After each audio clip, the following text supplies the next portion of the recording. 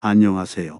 정치탁탁 가족분들, 오늘도 대한민국 자유민주를 수호하며 우리가 그 뜻을 받들어 후세의 후손들에게 좋은 나라, 살기 좋은 나라를 만들기 위해 부단한 노력을 이어가고 있습니다. 특히나 미래성 가치에 따라 윤석열 대통령이 계엄령이 아닌 계몽령을 선포한 이후 우리 2030 세대의 친구들까지 합세하여 우리나라의 미래는 조금씩 밝은 나날을 밝혀 나아가고 있습니다. 그렇기에 우리 윤석열 대통령께서 폭탄 발언과 함께 헌법재판소를 완전히 뒤집었으며 지금부터 정말 중요한 키포인트에 대해서 말씀을 드리도록 하겠습니다. 본론으로 들어가기 앞서 윤석열 대통령께서 직무 복귀를 원하신다면 구독과 좋아요 한 번씩 부탁드리겠습니다. 현 시점에 따라 지금 화면을 보시면 윤석열 대통령께서 폭탄 발언을 이어나가며 문영배 헌법재판관을 상당히 당황하게 만들었습니다. 윤석열 대통령께서는 12.3 비상계엄 관련자들이 검찰에서 진술한 내용이 담긴 피의자 신문조서를 헌법재판소 탄핵심판의 증거로 사용할 수 없다는 점을 직접 비판하셨습니다. 검찰 조서와 증인들의 진술이 서로 상이한 부분이 많다는 점에서 일방적인 증거 채택은 부적절하다는 입장을 밝히셨습니다. 윤 대통령께서는 11일 열린 탄핵심판 7차 변론에서 직접 발언 기회를 얻어 검찰이면 검찰, 군검찰이면 군검찰, 공수처면 공수처, 경찰이면 경찰 이렇게 일관된 한 기관에서 조사한 것이 아니라 여러 기관이 개입하여 중구난방으로 조사가 이루어졌고 국회에서 진행된 청문 기록까지 혼재되어 있다며 이러한 자료를 무조건 증거로 채택하여 사실 인정에 반영하는 것은 적절하지 않다고 주장하셨습니다. 이후 홍장원 전 국정원 1차장이나 다른 관계자들을 직접 심판정에서 신문에 보았지만 조서에 기재된 내용과 실제 증언 사이의 차이가 매우 컸다는 점을 많은 분들이 느끼셨을 것이라 생각한다며 어느 한 기관에서 체계적으로 수사가 진행되었다면 모르겠지만 서로 맞지 않는 조서들을 증거로 채택하는 것은 신중히 고려해 주시길 바란다고 요청하셨습니다.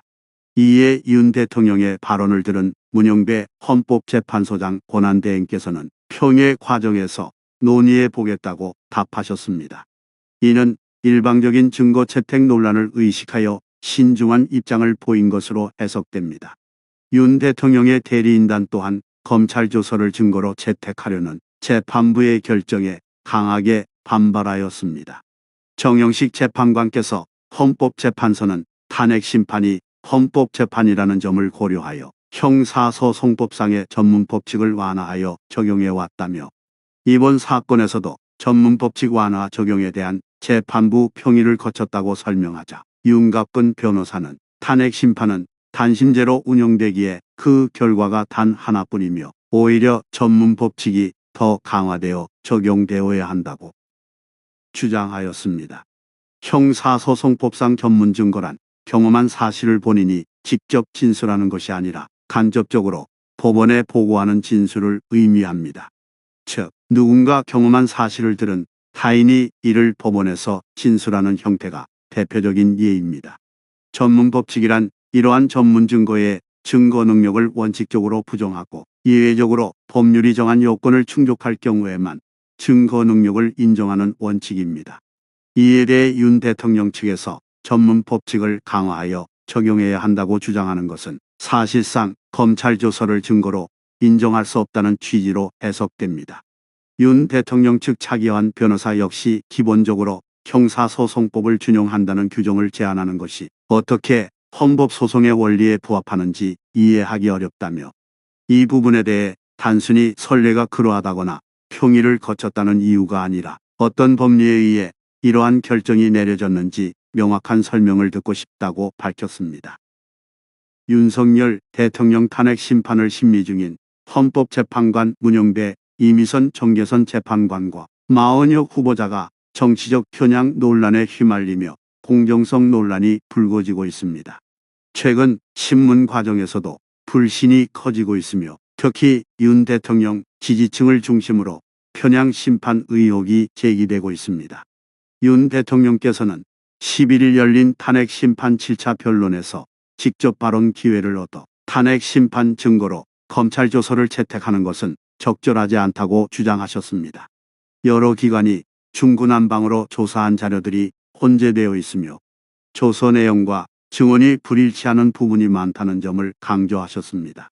이에 윤 대통령 측 대리인단도 검찰 조서의 증거 채택에 강하게 반발했습니다. 윤 대통령의 주장을 들은 문영배 헌법재판소장 권한대행은 평의에서 논의하겠다고 밝혔습니다. 하지만 윤 대통령 측은 헌재가 변론 전날 반대신문 사항을 제출하도록 요구한 것이 증인에게 허위 증언을 준비할 기회를 주는 것이라며 강하게 비판하였습니다. 이에 대해 문 대행은 재판부가 전날 제출을 요구한 적이 없다고 해명하였습니다. 한편 최근 여론조사 결과에서 탄핵 찬반 의견이 팽팽히 맞서며 국론 분열이 심화되고 있는 가운데 탄핵 심판의 심리 기간을 연장해야 한다는 여론도 힘을 얻고 있습니다. 윤 대통령 측 윤갑근 변호사는 증거 조사를 포함해 추가 기일이 필요하다고 주장하며 변론 기일을 주 1회로 줄일 것도 요청했으나 헌재는 아직 결론을 내리지 않았습니다.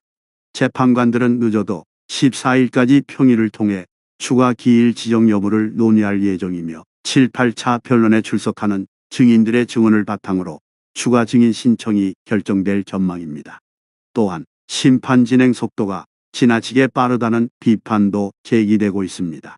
하루 4명의 증인을 연달아 신문하고 증인 신문 시간을 엄격히 제한하는 등 박근혜 전 대통령 탄핵 심판 당시에도 없던 방식이 적용되고 있다는 점에서 속전속결로 진행되는 것 아니냐는 우려가 나오고 있습니다. 보수 성향의 역사 강사 전한길 씨가 11일 충남 천안에서 열린 충남 국가비상기도회 및 도민대회에서 윤석열 대통령에 대한 강한 지지를 표명하였습니다. 이번 집회는 보수 성향 기독교 단체인 세이브 코리아가 주관하였으며 경찰 추산 약 4천여 명이 참석하였습니다. 참가자들은 태극기를 손에 들고 탄핵 무효, 자유 대한민국을 지키자 등의 구호를 외치며 윤 대통령의 탄핵을 반대하는 목소리를 높였습니다. 참석자들은 대부분 고령층이었으나 일부 2030 젊은층도 눈에 띄었으며 여러 지역에서 버스를 대절해 단체로 참여하는 등 조직적인 모습도 보였습니다. 오후 4시경 전한길 씨가 연설대에 오르자 참석자들은 뜨거운 박수와 환호로 화답하였습니다. 그는 대한민국은 지금 위기 중의 위기 상황이라며 민주당이 윤 대통령을 탄핵시키고 나라와 국민보다 정권 유지에만 집중하고 있다는 사실을 알게 됐다고 주장하였습니다. 이어 사실 윤 대통령을 과거에는 크게 좋아하지 않았으나 지금 대한민국을 이끌어 나갈 지도자는 윤 대통령뿐이라며 지지를 확고히 하였습니다. 전 씨는 특히 윤 대통령 탄핵 추진 과정에서 그가 보여준 태도를 언급하며 대통령 체포 논란이 있었을 때 민주당 측에서는 총을 맞더라도 대통령을 끌어내야 한다는 충격적인 말을 했다고 비판하였습니다. 이어 윤 대통령은 당시 탄핵을 찬성하든 반대하든 모두 우리 국민이며 경찰도 국민이고 경호처도 국민이다. 차라리 내가 끌려가겠다라고 말한 것을 듣고 그의 진심을 알게 되었다고 강조하였습니다.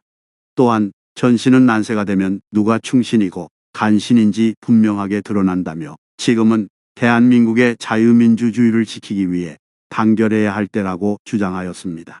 그러면서 현 정국이 조속히 안정되기를 바라며 국민들이 윤 대통령을 끝까지 신뢰하고 지지해야 한다고 호소하였습니다. 한편 전한길 씨는 지난 8일 동대구역에서 열린 동일한 성격의 집회에서도 윤 대통령 탄핵 반대 입장을 강하게 피력한 바 있으며 향후에 더 적극적인 활동을 이어갈 것으로 보입니다. 우리 정치탁탁 가족분들 미래를 위한 싸움은 지속적으로 이루어지며 차근차근 하나씩 만들어 나아간다면 반드시 윤석열 대통령이 직무 복귀를 하여 자유민주주의에 수호하며 보다 저 밝은 대한민국을 만들 수 있음을 말씀드리면서 오늘 이번 영상 마치도록 하겠습니다. 제 영상이 도움이 되셨다면 구독과 좋아요 한 번씩 부탁드리겠습니다. 감사합니다.